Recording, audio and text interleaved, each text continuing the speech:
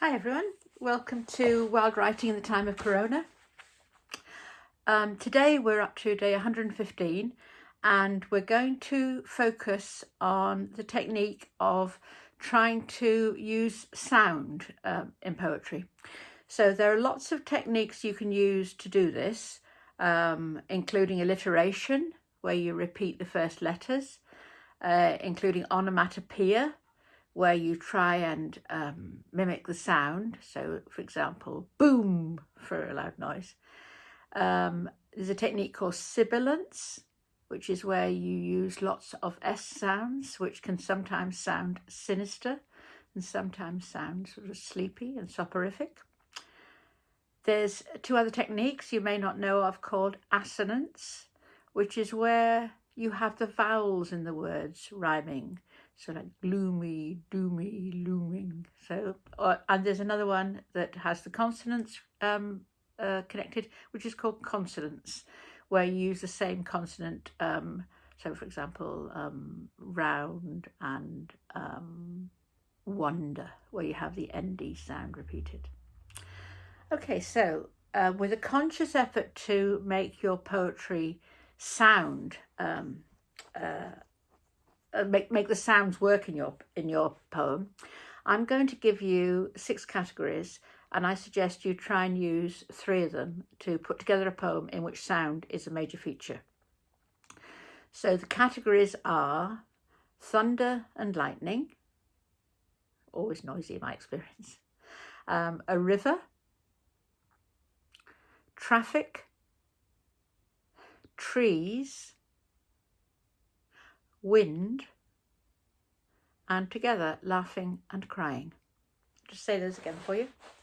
So thunder and lightning, river, traffic, trees, wind, laughing and crying. And in case you're new to the workshop, the idea is to use, in this case, at least 3 of those, where you select the what goes into the category. So, for example, traffic, you might decide it's very noisy traffic and you want to try and describe that. So you have your selections, and essentially what you're doing today is, I suggest to you, writing a description.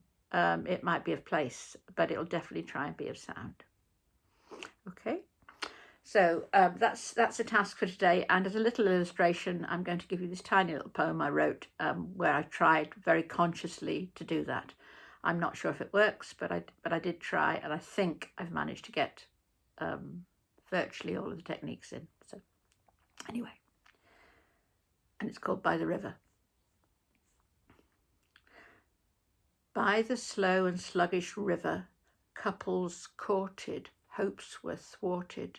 Night now falling, dark owls calling, neon trails of bars and cars. Cracks of thunder slice the stifling air, wands of lightning flick and switch, grumbling away, storm clouds stutter by the slow and sluggish river. I don't think probably in that one I focused enough on one particular sound, but I tried to get it to work, and I tried to set it all in a kind of slow atmosphere within which I could place some things that I thought were maybe more speedy. So, for example, the wands of lightning which flick and switch, which were deliberately onomatopoeic. Anyway, I hope you have fun with today's workshop, where we're trying to look at, I suppose, the musicality of words and the different sound patterns you can use. So have fun, and I shall see you in a day or so's time. You take care. Bye-bye.